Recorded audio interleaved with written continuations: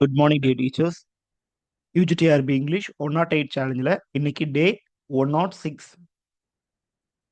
நிறைய ஆஸ்பிரண்ட்ஸ்னுடைய கேள்விகள் இப்போ அந்த ஆஃப்டர் அந்த 100 டேக்கு அப்புறம் இந்த ரெஸ்பான்ஸ் வந்து ரொம்ப நல்லாவே இருக்கு.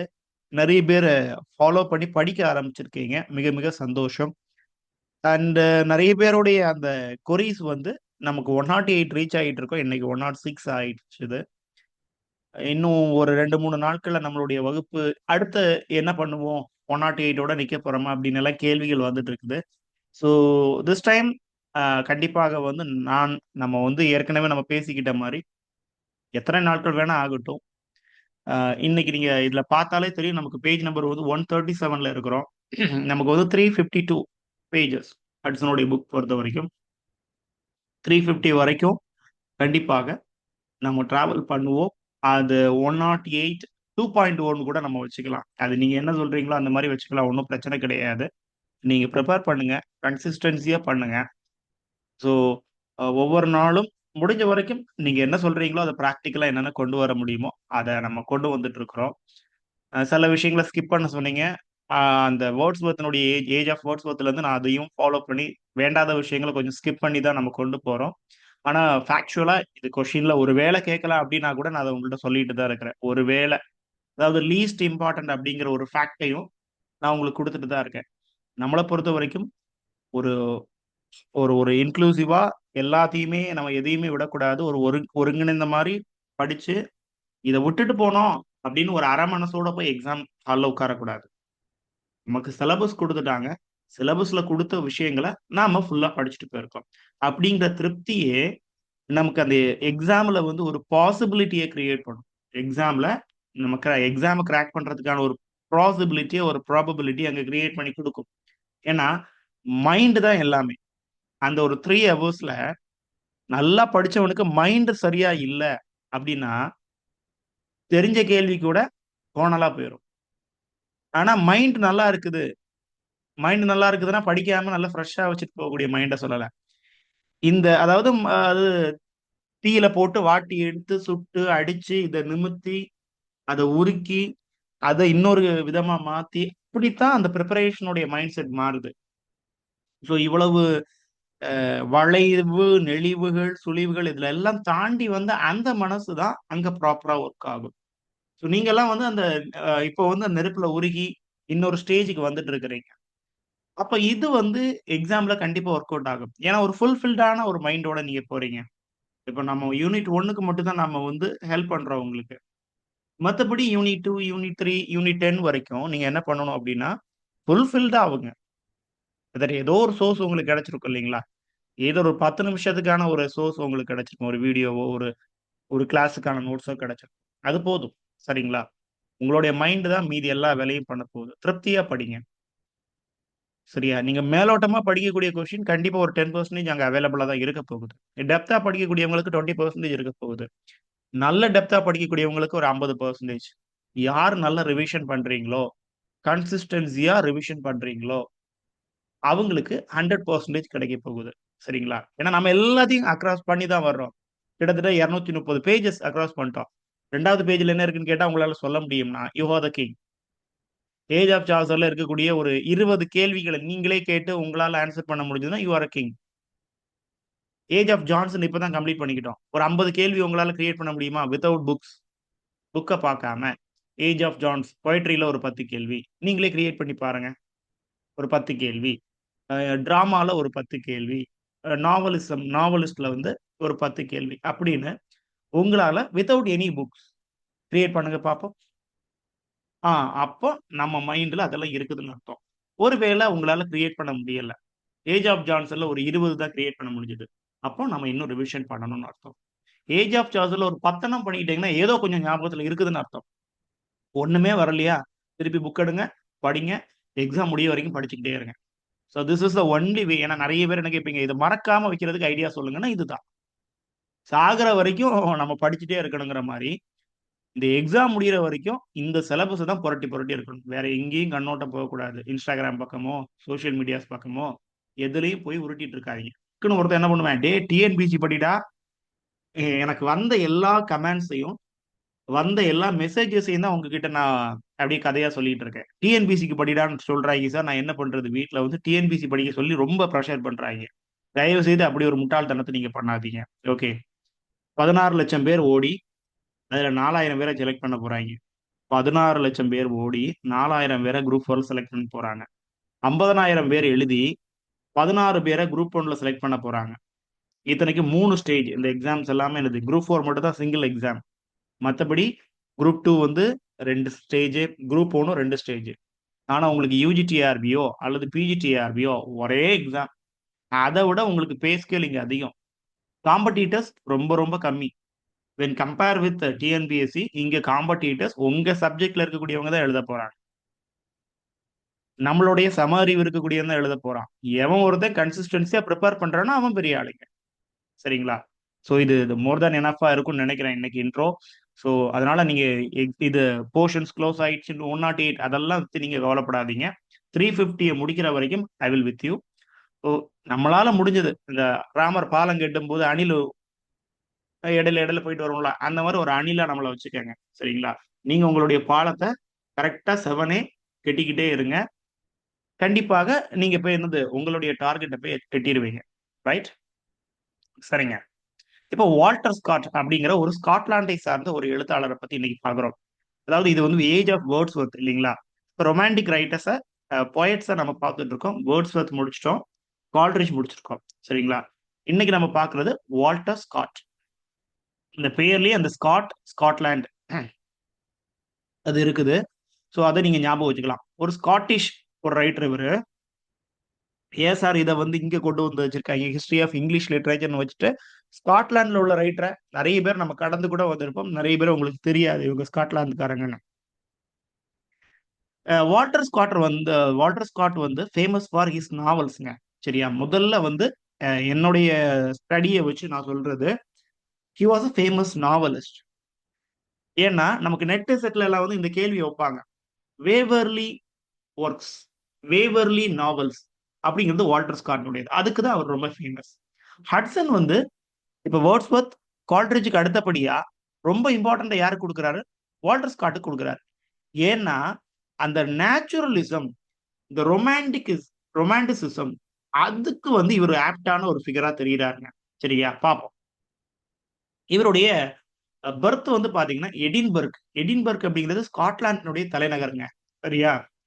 எடின்பர்க் ரிவ்யூ அது வந்து ரொமான்டிக் பீரியட்ல ரொம்ப ரொம்ப முக்கியமான ஒரு டாக்குமெண்ட். சரியா? இதை பத்தி கொஞ்சம் தெரிஞ்சுக்கங்களேன். எடின்பர்க் ரிவ்யூ பத்தி கொஞ்சம் தெரிஞ்சு வச்சுக்கோங்க. 1771 பிறக்கிறாரு. அவருடைய சிறு வயது வந்து அவங்க தாத்தா வீட்ல, கிராண்ட் ஃபாதருடைய வீட்ல, அது எங்க இருக்கு? சாண்டினோ, அங்க வந்து கழிக்கிறாரு. அது வந்து பாத்தீங்கன்னா ஒரு பார்டர் கண்ட்ரி. இங்கிலாந்துக்கும் ஸ்காட்லாண்டுக்கும் அயர்லாந்து இதெல்லாம் வந்து அந்த யூகே. பிரிட்டன் அப்படின்னா இந்த 3 வருங்க. நம்ம படிக்கிறது பிரிட்டிஷ் லிட்டரேச்சர் தானே? எஸ்.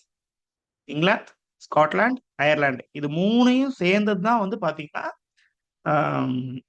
யூகே அப்படின்னு சொல்றது. யுனைடெட் கிங்டம் அல்லது பிரிட்டன் அப்படின்னு அன்னைக்கு அழைச்சிக்கிட்டாங்க. அப்படிப்பட்ட ஒரு பார்டர் கண்ட்ரி தான் இந்த சாண்டினோ. இப்போ இந்த பார்டர் இஷ்யூஸ் அப்படிங்கிறத நீங்க வால்டர் ஸ்காட்னுடைய எல்லா வேர்சஸ்லயும் நாவல்ஸ்லயும் நீங்க பார்க்க முடியும். ஒன்று. அண்ட் ஹி லேர்ன்ட் இங்க இருந்து வந்து அவர் என்ன பண்ணாருன்னா காடுகளை பற்றி, வைல்டு அந்த லேண்ட்ஸ்கேப் பத்தி, ரஃப் லேண்ட்ஸ்கேப் பத்தி கத்துக்க ஆரம்பிக்கிறாரு. அண்ட் அவருடைய இமேஜினேஷன் இதெல்லாம் வச்சு நிறைய ஸ்டோரிஸ் அவர் கிரியேட் பண்றாரு. குறிப்பா அவங்க சொந்தக்காரங்க, his relatives told him many border battles because rebels is frequent in that time. Rebellion புரட்சி. குறிப்பா வந்து நான் இப்ப கேட்கிற கேள்வி எனக்கு ஒரு இன்டர்வியூல கேட்ட கேள்வி. அப்ப எனக்கு அந்த கேள்விக்கான பதில் தெரியாது. அதை நான் நிறைய முறை ஷேர் பண்ணியிருக்கேன். இப்போ ஒரு வாட்டி ஷேர் பண்றேன். கெல்டிக் ரிவைவல் அப்படின்னா என்னங்க? Celtic revival, CELTIC, Celtic. நம்ம லிங்குவிஸ்டிக்ஸ் பேசும்போது இதை நான் சொல்லியிருக்கிறேன். கெல்டிக் அப்படிங்கிறது. லாஸ்ட் டைம் ஒரு கெஸ்ட் லெக்சரருக்கான ஒரு இன்டர்வியூ. நல்ல சுகமான வேலை. ஆனா அந்த வேலை கிடைக்கல. பிகாஸ் ஆஃப் அந்த ரோஸ்டர் ஃபார்ம், அந்த கம்யூனிட்டி ரேங்க், அதனால நமக்கு கிடைக்கல. கிட்டத்தட்ட மார்க்ஸ் எல்லாம் சேம மார்க் கிடைச்சது. பட் இந்த கேள்விக்கு என்னால ஆன்சர் பண்ண முடியல. டிஃபைன் கெல்டிக் ரிவைவல்னு கேட்டாங்க. நமக்கு தெரிஞ்சது லிங்குவிஸ்டிக்ல கெல்டிக்னு ஒரு மொழி இருந்தது. அது ஒரு பழங்காலத்தான மொழி. இப்ப அத பத்தி நான் டிஸ்கிரைப் பண்றேன். அப்போ அந்த இன்டர்வியூவர் சொல்ட்டாங்க. சம்மந்தம் இல்லாம ஆன்சர் பண்ணாதீங்க அப்டின்ட்டு. அப்போ கெல்டிக் ரிவைவல்னா வெளிய வந்தவுடனே உடனே நெட்ல போட்டு கெல்டிக் ரிவைவல்னா என்னன்னு பார்க்கும்போது, த ரிவைவல் ஹேப்பன்ட் இன் அயர்லாண்ட். ஏன்னா, கெல்டிக் அப்படிங்கிறது பூர்வக்குடி. இந்த பழமையான ஆதி. அப்ப அயர்லாந்துல இருக்கக்கூடியவங்க யாராம்? இங்கிலாந்துலனுடைய பூர்வக்குடி தான் அயர்லாந்து. நீங்க இன்னைக்கு ஸ்காட்லாண்டுன்னு எடுத்துக்கிறது, அயர்லாண்டுன்னு எடுத்துக்கக்கூடியவங்க எல்லாம் அவங்க தான் இங்கிலாந்தினுடைய பூர்வக்குடி. அங்கருந்து அடிச்சு விரட்டப்பட்டு, இங்க வந்து செட்டில் ஆகுறாங்க. அயர்லாந்து, ஸ்காட்லாண்ட்ல. சரிங்களா? அப்ப அவங்களுக்கு தான் இந்த பூர்வீகம் என்னான்னு தெரியுது. புரியுது இல்லீங்களா? அப்ப அந்த ரிபெல்லியன் இதெல்லாமே இந்த பார்டர் பேட்டில்ஸ்குள்ள அடங்கிருங்க. சரியா? அந்த ரிபெல்லியன், ரிவைவல்ஸ் இதெல்லாம் இதுக்குள்ள வரும். இதெல்லாம் அவர் கதைகளா எழுதுறதுக்கு ட்ரை பண்றாரு. இப்போ ஒண்ணு அந்த ரஃப் லேண்ட்ஸ்கேப், வைல்ட் லைஃப்ப பத்தி எழுதுறாரு. ரொமான்டிசிசத்துக்கும், நேச்சுரலிசத்துக்கும் இது தொடர்பு இருக்குதா இல்லீங்களா? எஸ். அதே மாரி பார்டர் பேட்டில்ஸ் அத பத்தி எழுதுறாரு. அவங்க சொந்தக்காரங்க சொன்ன கதைகள். அதுல நெறைய அந்த பார்டர் பேட்டில்ஸ் இருக்கு. ஏன்னா அவங்களுடைய ஊரே பார்டர்ல தான் இருக்குது. அங்க நடந்த அந்த பழங்காலத்து கதைகள சொல்லிக் குடுக்குறாங்க அவருக்கு. அப்புறம் அடுத்தது இந்த சமகாலம் இவர் 1771ல பிறக்கிறாரு. அப்ப இங்க வந்து அந்த ஸ்டூவர்ட் பீரியட் நடந்துட்டே இருக்குது. Okay. Stuart period. Tudor period முடிஞ்சு ஸ்டூவர்ட் பீரியட் நடக்குது. அந்த ஜக்கோபைட் ரைசிங்ஸ் குறிப்பா பார்த்தீங்கன்னா, பிரின்ஸ் சார்லிக்கு சப்போர்ட் பண்ணி ஜக்கோபைட் ரைசிங்ஸ் நடக்குது. ஜக்கோபைட்ஸ் அப்படிங்கிறவங்க யாரு? அடுத்த கேள்வி வச்சு. சரிங்களா? ஜக்கோபைட்ஸ் அப்படிங்கிறது group of people who supports James the uh 2 அல்லது ஜேம்ஸ் தி 7ன்னு வச்சுக்கலாம். 2மே ஒண்ணு தான். ஸ்காட்லாண்ட்ல ஜேம்ஸ் தி 7த், இங்கிலாந்துல ஜேம்ஸ் தி 2 இப்படி வச்சுக்குவோம். ரைட்டுங்களா? அவர வந்து இங்கிலாந்த விட்டு தொரத்தி அடிக்கிறாங்க. Because he belongs two Catholic I think. அந்த புரொட்டஸ்டன்ட் குரூப் வந்து இவங்கள வந்து அடிச்சு விரட்டுறாங்க. அதாவது இஷ்யூ வந்து ரிலிஜியன் தான்.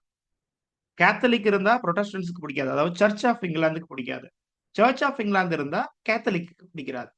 அப்படி அடிச்சு விரட்டப்பட்டவர் வந்து James the 2 without any blood. This social event happened in England.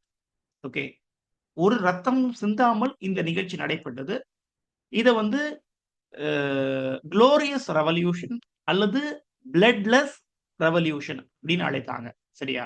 இப்ப நான் இத கான்செப்ட்ட சொல்றேன். இது எந்த வருடம் நடைபெற்றது அப்படின்னு நீங்க சொல்லணும். இது எந்த வருடம் நடைபெற்றது அப்படின்னு சொல்லணும்.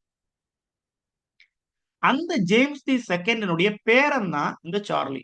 அப்ப கிட்டத்தட்ட ஒரு 50, 60 வருடங்களுக்கு முன்னாடியில இருந்தே அந்த பிரச்சனை நடந்துகிட்டே இருக்குது. அந்த ஜேம்ஸ் தி 2 விரட்டினது யாருன்னா, அவருடைய மகளும், அவருடைய மருமகனும். மேரியும், வில்லியம் ஆஃப் ஆரஞ்ச் 2 பேரும் சேர்ந்து தான் அவர விரட்டியிருப்பாங்க. இவங்க படையெடுத்து வர்றாங்க அப்படின்னு தெரிஞ்சதுமே, தலைவரு இடத்த விட்டுருப்பாரு. அதனால தான் எந்த ரத்தமும் அந்த போர்ல சிந்தப்படவில்லை. ரொம்ப ஈஸியா அவங்க அரியணைய பிடிச்சாங்க. இந்த ஸ்டூவர்ட் குரூப். மகளே தான் தகப்பனையும் விரட்டியிருக்காங்க. அதுக்கப்புறம் இந்த ஜக்கோபைட், அந்த ஜேம்ஸுக்கு சப்போர்ட் பண்ணக்கூடிய அந்த மூவ்மெண்ட் எல்லாரும் சேர்ந்து, அந்த ஜேம்ஸினுடைய வழி வந்த சரியான வாரிச வந்து நம்ம இங்கிலாந்துக்கு அரசராக்கணும். அப்படின்னு நெறைய இடங்கள்ல ரிபெல்லியன் பண்ணிக்கிட்டே இருந்தாங்க. அதுல தான் அந்த ஜக்கோபைட் ரைசிங் அப்படிங்கிற கான்செப்ட்ட நம்ம சொல்றோம். அவங்க எதுக்கு சப்போர்ட் பண்ணாங்க? பிரின்ஸ் சார்லிக்கு. இப்ப எதுக்கு நம்ம இத பத்தி பேசிட்டு இருக்கோம்னா, this is also a writing matter of Walter Scott. Walter ஸ்காட்னுடைய ஒரு ரைட்டிங் இதுவும் இருக்கு. ஜக்கோபைட் ரைசிங் பத்தியும் எழுதியிருக்கிறாரு. அடுத்து இன்னொன்னு அத அனுபவிச்சிருக்காரு. அத எக்ஸ்பீரியன்ஸ் பண்ணியிருக்கிறாரு. தென் அ சான்ஸ் ஆஃப் ரீடிங். அவரு தாமஸ் பெர்சி பிஷப் சரிங்களா? பிஷப் தாமஸ் பெர்சி ஒரு ரைட்டரும் கூட. அவருடைய ரிலிக்ஸ் அப்படிங்கிற ஒர்க்க தன்னுடைய 13வது வயதுல இவர் ரீட் பண்ணியிருக்கலாம் அப்படின்னு நம்ம நினைக்கிறோம். சரிங்களா? அன்னைக்கு வந்து எல்லாருடைய ஃபேவரைட்டான ஒரு வால்யூமாக அது கருதப்பட்டது. அந்த ரிலீக்ஸ்ல என்ன இருக்குதுன்னா, it's a collection of ballads and songs. It's a collection of ballads and songs. பேலட்ஸ்னா என்ன? நெறைய முறை பேசிட்டோம். அது வந்து நாட்டுப்புற பாடல் மாதிரி. யார் எழுதுனாங்கங்கிறது தெரியாது. ஆனா படிக்கிறதுக்கு நல்லதா இருக்கு. வாய் வழியாக கடத்தப்பட்டுட்டு இருந்தத இவங்க ரிட்டன் ஃபார்ம்ல சேகரிச்சு வைக்கணும். சரியா? இப்போ இந்த பேலட்ஸ் அவர் நல்லா கத்துக்கிறாரு. யாரு? Walter Scott. பாருங்க என்னென்ன விஷயங்கள் வைல்ட் லைஃப்ப பத்தி கத்துக்கிறாரு. அந்த ரஃப்பான லேண்ட்ஸ்கேப்பு, பார்டர் பேட்டில்ஸ் பத்தி, ஜக்கோபைட் ரைசிங்ஸ் பத்தி, அப்புறம் வந்து ஏன்ஷியன்ட் பேலட்ஸ பெர்சி கிட்ட இருந்து கத்துக்கிறாரு. இல்லைங்களா? இது ரொம்ப நல்ல ஒரு டிஸ்கிரிப்ஷன். ஹட்சன் வந்து ரொம்ப நல்ல வால்டர் ஸ்காட்னுடைய ரைட்டிங் எப்படி மேம்படுது அப்படின்னா, இந்த வாழ்க்கை முறையினால. சரி இதோட முடிச்சாரா? இல்ல பாருங்க. என்ன சொல்றாருன்னா, இவர் வந்து எங்க போறார்ன்னா, vacation excursion into Highlands. Highlands அப்படிங்கிறது நார்த் ஸ்காட்லாண்ட்ல இருக்கக்கூடிய ஒரு மலைப்பகுதி மாரி. அங்க வந்து மலை, அப்புறம் வந்து நல்ல வைல்டான ஏரியாஸ், அப்புறம் நெறைய கேஸ்டல்ஸ் இருக்குது. நெறைய கோட்டை கொத்தளங்கள் அப்படி இருக்குது. பழங்காலத்து விஷயங்கள் நெறைய அங்க இருக்கும். பழங்காலத்துல அப்படியே கைவிடப்பட்ட கோட்டைகள், அதுல இருக்கக்கூடிய பொருட்கள், அப்படி நெறைய ஒரு பார்க்க வேண்டிய ட்ரடிஷனல் இருக்கக்கூடிய விஷயங்கள் வந்து இந்த ஹைலேண்ட்ஸ்ல இருக்குங்க. இப்ப அங்க வந்து இவர் வந்து அங்கங்க வெக்கேஷன் போறாரு. அப்போ அங்க அது அது அது என்ன குடுக்குது அவருக்குன்னா, the inspiring purpose which was always romantic and antiquarian. ஆன்டிகுரியன்னா a a willingness or a wish towards that antique products. அன்னைக்கு இருந்த அந்த வாளு, ஈட்டி, அவங்க போட்ட சட்டை, அந்த மாரி விஷயங்கள் மேல இவருக்கு ஒரு ஈர்ப்பு. கிட்டத்தட்ட இந்த காதிக்னுடைய ஒரு சின்ன சீக்வென்ஸ். அண்ட் ஐலேண்ட்ஸ்னுடைய உள்ள இறங்கி வந்து வொர்க் பண்றாரு. அண்ட் அங்க இருக்கக்கூடிய பாஸ்ட், அங்க இருக்கக்கூடிய அந்த ரிச் ஸ்டோர்ஸ் ஆஃப் மெட்டீரியல் இதெல்லாம் பார்த்து, இத வந்து நம்ம பின்காலத்துக்கு பயன்படுத்தணும் அப்படின்னு அத கேதர் பண்ணி வைக்கிறார். சரி. அப்ப இதெல்லாமே அவருடைய வாழ்க்கை பயணம் பார்த்தீங்களா? பழங்காலத்து அந்த ட்ரெடிஷனாலிட்டிய ஃபாலோ பண்ணணும். நேச்சரோட இயைந்த வாழ்க்கை அப்படிங்கிற மாரி போயிட்டு இருக்குது. அண்ட் இவருடைய அரசியல் வாழ்க்கைய பத்தி ஹட்சன் நமக்கு சொல்றாரு. He was born as a Tory. டோரின்னு ஒரு கட்சிங்க. அதாவது இட்ஸ் அ பொலிட்டிக்கல் பார்ட்டி. அதுக்கு ஆப்போசிட் வந்து பார்த்தீங்கன்னா, விக்ஸ். WHIGS Vicks. விக்ஸ்ன்னு ஒரு குரூப், டோரின்னு ஒரு குரூப். இந்த விக்ஸ் அப்படிங்கிறவங்க வந்து பார்த்தீங்கன்னா, காமன் பீப்பிள்ன்னு வச்சுக்கலாம். காமனர்ஸ். தே ஆர் அவங்க யாரெல்லாம் இருப்பாங்கன்னா, ஒரு ட்ரேட் பீப்பிள், அப்புறம் இந்த கம்யூனிஸ்ட் பார்ட்டில இருப்பாங்க இல்லீங்களா? அந்த மாரி. அது விக்ஸ். டோரி அப்படிங்கிறது பார்த்தீங்கன்னா, இவங்க வந்து கன்சர்வேட்டிவ்ஸ். கன்சர்வேட்டிவ்னா ஒரு மொனார்கி வேணும். கிங்குக்கு சப்போர்ட் பண்ணக்கூடியவங்க. விக்ஸ் வந்து பார்லிமென்ட்க்கு சப்போர்ட் பண்ணக்கூடியவங்க. அதுல எல்லா மக்களும் அங்கம் வகிக்கணும். அதுக்கு விக்ஸ். டோரிங்கிறது மன்னர் வழி சமூகம் தான் இருக்கணும். அந்த ஆட்சி தான் நமக்கு கரெக்ட்டு. ஒருத்தர் கையில ஆட்சி இருந்தா தான் ஆட்சிய கரெக்ட்டா பண்ண முடியும்னு நினைக்கக்கூடியவங்க டோரி. அப்படி அந்த டோரியில பிறந்தவர் தான் இந்த வால்டர் ஸ்காட். அப்ப என்னது? அப்ப அவங்களுக்கு அந்த ஃபியூடல், அந்த நில உடைமை, அந்த அந்த இது அரசியல்ல கொஞ்சம் ஒரு பிடி இருக்கணும். அப்புறம் சிவலரஸ் ஆர்டர். ஒரு சோல்ஜர் எப்படி இருக்கணும்? ஒரு நாட்ட வழிநடத்துறதுக்கான பண்புகள் என்னென்ன? அப்படிங்கிறது எல்லாத்தையுமே அவர் தெரிஞ்சு வச்சுக்கிட்டாரு. அண்ட் இப்படியெல்லாம் நல்ல ஒரு ஹைஃபையா இருந்தவரு, little affected by revolution. Revolution வந்த அப்புறம், அதனாலயும் கொஞ்சம் பாதிக்கப்படுறாரு. அதுல வந்து அதாவது அந்த பாதிப்புங்கிறது நல்லதுக்கு தான். என்னது? அந்த ரெவல்யூஷன் வரக்கூடிய ஒரு நல்லது, ஒரு டெமோக்ரசி, இண்டிபெண்டன்ட் நோக்கி போகணுங்கிறது ரெவல்யூஷன் சொல்லும். But which is save that it served deepened in his hatred of democracy. டெமோக்ரஸியே வேண்டாம், மன்னராட்சியே போதும் அப்படின்னு இருந்தவனுக்கு ஒரு சின்ன ரெவல்யூஷனரி ஐடியாஸ் அவருக்கு கிடைச்சது. அப்படி இங்க வந்துருவோம். He had interested in German romantic literature. இத நோட் பண்ணிக்கங்க. மேபி இத ஒரு கேள்வியா வைக்கலாம். அண்ட் நம்ம கால்ட்ரிட்ஜ் முடிச்சோம். கால்ட்ரிட்ஜும் ஜெர்மனி விசிட் பண்ணியிருப்பாரு ஞாபகம் இருக்கட்டும். ஹட்சன் நமக்கு அந்த மெட்டீரியல் தரல. அத நம்மளுடைய இதுல தரல. பட் இருந்தாலும் தெரிஞ்சு வச்சுக்கோங்க. கால்ட்ரிட்ஜ் ஆல்சோ விசிட்டட் ஜெர்மனி. ஜெர்மனில நாலேட்ஜ்க்கு பஞ்சமே இல்லங்க. ஜெர்மனில நாலேட்ஜ்க்கு பஞ்சமே கிடையாது. நம்ம டாக்டர் ஃபாஸ்டஸ் படிச்சிருப்போம். அவரு வந்து விட்டன்பர்க் அப்படிங்கிற இடத்துல இருந்து வருவாரு. அது எங்க இருக்குங்க? கண்டுபிடிங்க. விட்டன்பர்க் எங்க இருக்குது? இப்ப ஜெர்மன் ரொமான்டிக் லிட்டரேச்சர அ விரும்பி கத்துக்கிறாரு. And translating of some German ballads. ஜெர்மன்ல இருக்கக்கூடிய அந்த நாட்டு பாடல்கள். அத வந்து டிரான்ஸ்லேட் பண்ணி எடுத்துக்கிறாரு. இப்படி இந்த மாரி ஜெர்மன் ரொமான்டிக் லிட்டரேச்சர் படிக்கிறதுக்கு, ஜெர்மன் பேலட்ஸ் படிக்கிறதுக்கு அவருக்கு என்ன ஒரு என்கரேஜ்மென்ட் இருந்ததுன்னா, என்கரேஜ்ட் பை லெவிஸ். லெவிஸ் அப்படிங்கிற ஒரு எழுத்தாளர்னால அவர் இன்ஸ்பயர் பண்ணப்பட்டதா சொல்றாங்க. அது மட்டும் இல்ல. பெர்சி. பெர்சினுடைய ஒரு வொர்க் நம்ம பார்த்தோம். Reliques. It's a collection of ballads and poems இல்லீங்களா? சாங்ஸ். அது இன்னொரு இன்ஸ்பிரேஷன். அதனால அவர் வந்து அந்த பேலட் பக்கம் விரும்பி படிக்கிறார். அண்ட் இதெல்லாம் அவருடைய எந்தெந்த வொர்க்ல பார்க்கலாம்? அவருடைய பப்ளிகேஷன் பாருங்க. Large collections. என்னலாம்? The minstrelsy of the Scottish border. பார்டர பத்தி எழுதினாரு. பாட்டரை பத்தி தான் அவருக்கு கதைகளும் சொல்லப்பட்டிருந்தன. அப்புறம் the lay of the last minstrel. இந்த லே தான் திரும்ப திரும்ப திரும்ப ரிப்பீட் ஆயிட்டு வந்துட்டு இருக்குது. மேபி கொஸ்டின் பாயிண்ட் ஆஃப் வியூல ஜாக்கிரதையா நீங்க இருக்கணும். The lay of last minstrel. It's a sort of extended ballad. இது ஒரு பேலட் வகைங்க. The lay of last minstrel அப்படிங்கிறது. ஸோ இதை மட்டும் நோட் பண்ணிக்கோங்க. அப்படியே ஜம்பா இங்க வந்துடும். இந்த லே, இந்த பேலட் இருக்குதுங்களா, இட்ஸ் ஸ்கோர்ட் அ சக்சஸ். இது மிகப்பெரிய ஒரு வெற்றி அடையுது. இது யாருக்கு சர்ப்ரைஸா இருந்ததுன்னா, ஸ்காட்டுக்கே சர்ப்ரைஸா இருந்ததாம். நான் எழுதி ஒன்னும் இப்படி சக்சஸ் ஆன மாதிரி தெரியல. இது எனக்கே சர்ப்ரைஸா இருக்குது. ஓகே. அண்ட் இந்த ஒரு வெற்றிக்கு அப்புறம் இன்னும் கொஞ்சம் துணிஞ்சு எழுதுறாரு. நிறைய ரொமான்சஸ் எழுதுறாரு. ரொமான்சஸ் அப்படிங்கிறது நத்திங் பட் இந்த ரொமான்டிக்ல இருக்கக்கூடிய அந்த எலிமெண்ட்ஸும் இருக்கும். கூடவே ஷுவல்லரி, அந்த வீரம் அது இருக்கும். அந்த ஒரு த்ரில்லிங்கான லவ் இருக்கும். அண்ட் ஹீரோயிக் அட்வென்ச்சர்ஸ் இருக்கும். இதெல்லாம் சேர்ந்தது ரொமான்சஸ். ரொமான்சஸ் இன் வேர்ஸ். கவிதையில அத புகுத்துறாரு. ரொம்ப மிடில் டைம்ல இருந்து அந்த ரொமான்ஸ கொண்டு வந்து புகுத்துறாரு. அதுக்கு அவருடைய ஒர்க்ஸ் பாருங்க. Marmion, lady of the lake, Rokeby, and இதெல்லாம் அவருடைய முக்கியமான ஒர்க்ஸ். அண்ட் இவருக்கு ஒரு ரைவல் இருந்து, ஒரு எதிரி. எழுதுறதுல வந்து அப்படியே சுகமா எழுதிட்டு இருக்க முடியாது. இன்னொரு எழுத்தாளனும் இருப்பான் நம்ம கூட சண்டை போடுறதுக்கு. ஏன்னா நமக்கு பொழப்பு சாப்பிடுறது எழுதிதான் சாப்பிடுறது. இல்ல நம்மளுடைய தாட் நமக்கு ஒரு ஸ்டேட்டஸ். அப்ப அதை உடைக்கிறதுக்கு எவனாவது வருவான்னா, இங்க பைரன் வரார். Lord Byron, pure romantic writer, young ரைட்டர்ல வரக்கூடிய ஒரு ஆள். அண்ட் அதுக்கப்புறம் நம்ம வால்டர் ஸ்காட்டை பாத்தீங்கன்னா, he was famous for his production of Waverley novels.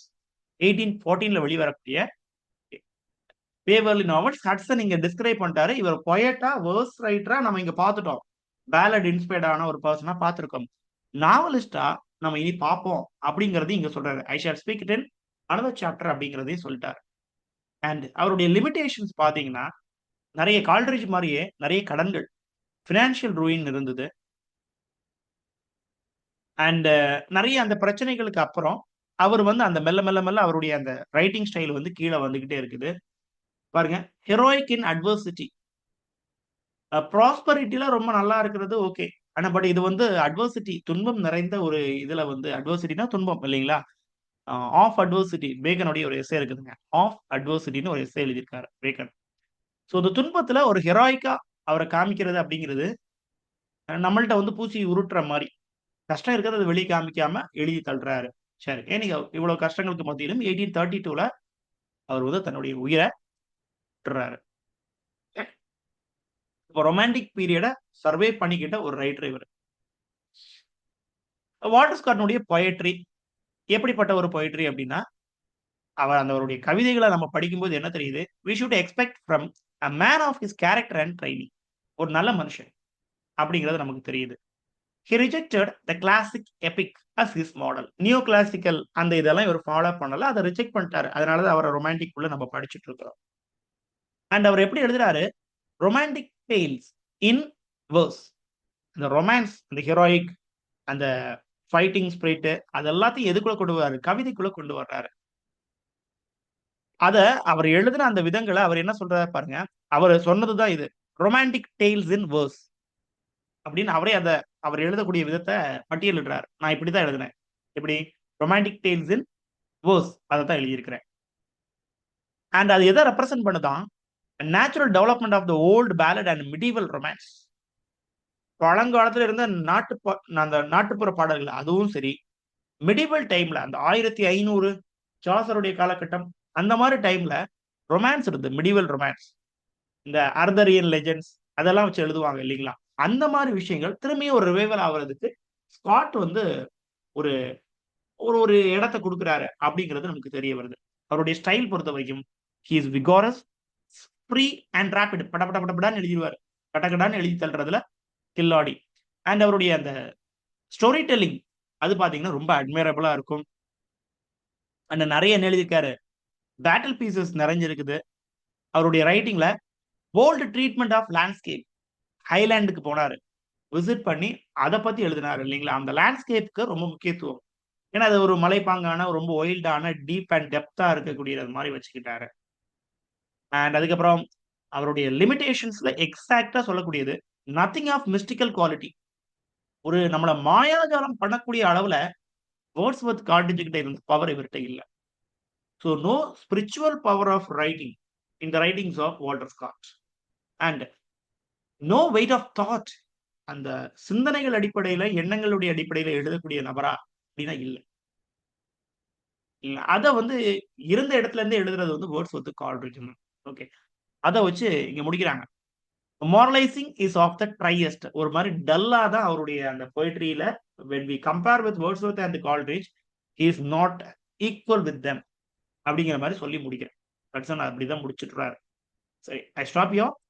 அடுத்த வகுப்புல கன்டெம்பரரி வித் வேர்ட்ஸ்வொர்த். வேர்ட்ஸ்வொர்த்துக்கு கால்ட்ரிட்ஜ்க்கு கூட சமகாலத்துல வாழ்ந்த அந்த ரைட்டர்ஸ் பத்தி பார்ப்போம். அதுக்கப்புறம் younger writers. Right. Thank you.